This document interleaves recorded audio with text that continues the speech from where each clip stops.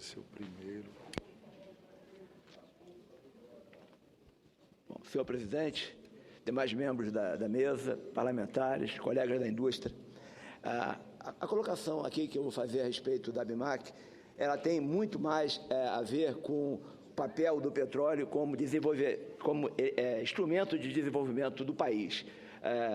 A premissa básica é que produzir petróleo só, sem trazer junto todos os outros setores da economia, não tem nenhum valor. Haja vista o que acontece com os países da OPEP, que são só vendedores de petróleo. Eles não têm o desenvolvimento adequado, né?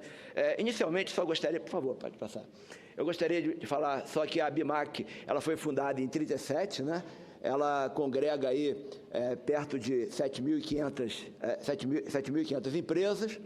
Nós temos aí 70% de empresas associadas na faixa de pequenas e médias empresas, e ela gera 346 mil empregos, né? Então, por favor, a ABIMAQ é dividida por câmaras, e as câmaras, elas são... Por favor, pode passar. As câmaras são divididas por equipamento, por linha de equipamento. E existe um conselho de óleo e gás que cuida das câmaras que, de um modo geral, atuam no setor de petróleo e gás. Então, fornecedores para o setor de petróleo e gás. A posição básica da ABIMAQ é no sentido de que a gente tem que ter mercado no Brasil. Então, o caminho é aumentar a demanda por bens e serviços aqui no nosso país. E aí, então, a gente não pode perder a oportunidade de uma forma ou de outra existir ou conviver com esse aumento de demanda. Por favor. Mais uma, por favor. Então, na verdade, o que a gente está considerando, e de certa forma é um apoio à proposta, é porque nós vamos ter certamente um aumento da demanda potencial por equipamentos e máquinas e também por serviços, né? Vamos ter também um número de clientes diferente. Hoje, quando a gente tem um cliente só, a indústria fica, de alguma forma, amarrada a esse cliente. E a gente vê, por exemplo, o que está acontecendo agora. Se o cliente tiver um pequeno problema, a gente também tem o pequeno problema conduzido aí, ou sendo conduzido para todo o setor. Então, o fato de você ter vários clientes, multiclientes, é importantíssimo. Também o fato de você ter empresas internacionais operando no Brasil possibilita uma exposição do empresário brasileiro ao comércio internacional. Ou seja, a gente tem como ter um aprendizado de desenvolver projetos tanto para o setor através da Petrobras, mas também conhecer outros requisitos técnicos e conhecer também outras modalidades de contratação de bens e serviços. Isso permite que a gente, num futuro próximo, possa estar atuando no mercado internacional também de uma maneira abrangente. Isso eu estou falando de desenvolvimento nacional da indústria de bens e serviços, né? Por favor. A proposta atual, ela também tem uma vantagem de possibilitar uma maior oferta de blocos, de certa forma que a gente possa ter uma aceleração no desenvolvimento da indústria nacional em termos de produção de máquinas e equipamentos.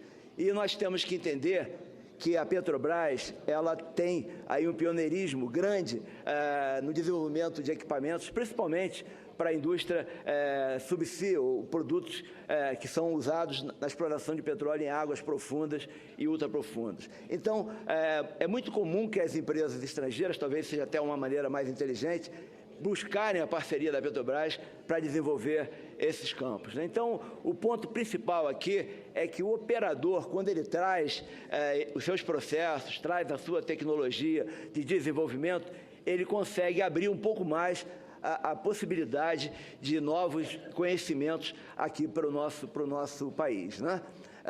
Então, mas para que tudo isso funcione, é fundamental que a gente preserve a exigência do conteúdo local. E esse, então, é o ponto, talvez, mais importante.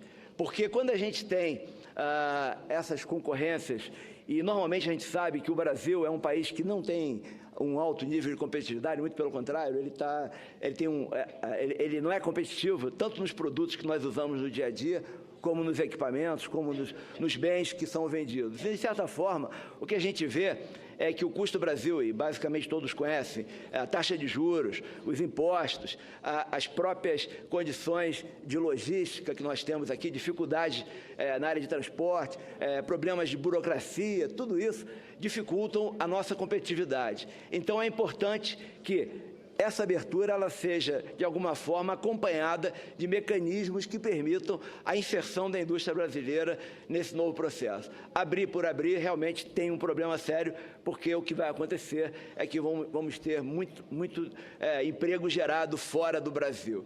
E aí eu tenho até um ponto que a gente pode comentar, que esses empréstimos, por exemplo, que estão vindo da China, eles estão, de certa forma, prejudiciais para o Brasil, porque muitos deles estão vindo em termos de supply credit, ou seja, são equipamentos comprados na China que tiram empregos aqui no Brasil, né?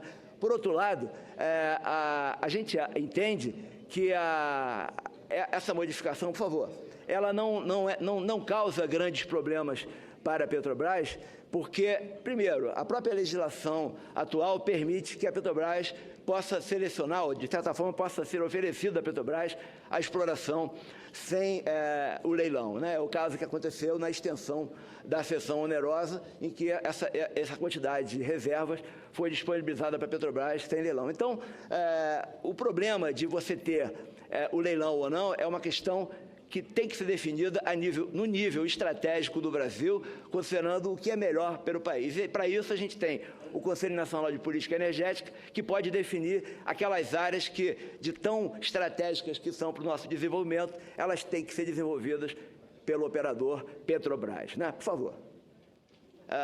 Do ponto de vista da empresa, se eu olhar a empresa como empresa, o fato de a Petrobras estar obrigada, ela pode ser, de alguma forma, conduzida a participar de empreendimentos que ela não seja estrategicamente bom para a empresa como empresa.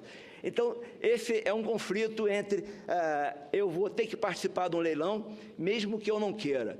E, por outro lado, eu posso ter a área desde que o status definidos pelo Conselho Maior do país defina que aquele bloco possa ser operado pela Petrobras. Então, nesse bojo, a gente tem que ver alguns pontos importantes, como, por exemplo, a engenharia básica. A gente tem visto que, ultimamente, o nosso CENPES, né, o Centro de Pesquisa da Petrobras, ele não tem sido usado para o desenvolvimento de engenharia básica, como aconteceu aí nas refinarias, por exemplo, Prêmio 1 e Prêmio 2, que agora foram suspensas, mas que, de certa forma, naquele período, o projeto básico foi feito no exterior, e com isso a gente perde a oportunidade de desenvolver a nossa indústria, desenvolver a nossa ciência, nossa tecnologia. Nós temos fatores importantíssimos que estão definidos aí na legislação, como é o caso do valor aí dedicado à ciência e tecnologia, aqueles 1% que são nas áreas de grande produtividade, e, de certa forma, isso tem que ser, conduzido, tem que ser operacionalizado para que a gente insira a indústria de petróleo, a indústria de bens de capital, que talvez seja a indústria que hoje representa aí em torno de 5% do PIB, mas que tem um potencial de ser muito maior. Para os senhores terem uma ideia, se nós olharmos, por exemplo, o que está acontecendo hoje em termos de potencial de investimento, nós temos um potencial hoje de vender para o setor de petróleo. Se nós considerarmos um conteúdo local de 60%, nós temos um potencial de vender perto de 14 bilhões de reais por ano. E, atualmente, em termos de investimento, nós estamos vendendo menos que 5. Então, isso falando com 60% de conteúdo local. Então, o nosso setor, ele tem realmente que ter uma atuação e uma preocupação, e aí passa pela definição de uma política industrial, que é a contrapartida para que a gente tenha essa abertura também na legislação, né? Então, por favor, concluindo, para deixar abaixo para a gente debater depois, mas a proposta, na visão da ABIMAQ, ela não prejudica a Petrobras, porque existem salvaguardas já hoje para que a Petrobras tenha esse desenvolvimento, e ela tem, de certa forma, uma possibilidade de incrementar o desenvolvimento da indústria nacional. E tem um ponto fundamental que a gente não pode esquecer, que a PPSA, ela vai estar dentro, a Petrobras Pré-Sal S.A., ela vai estar dentro do consórcio administrando o que está sendo feito. Então, ela tem a obrigação, entre outras, de tomar conta ou de acompanhar o conteúdo local. E isso é uma vantagem porque ela vai acompanhar no dia a dia, enquanto que hoje as ferramentas que nós dispomos, o acompanhamento da ANP acontece no final das diversas fases. Então, de certa forma, eu acho que é uma oportunidade para a gente aumentar o desenvolvimento, a oferta de demanda para a nossa indústria brasileira. Muito obrigado.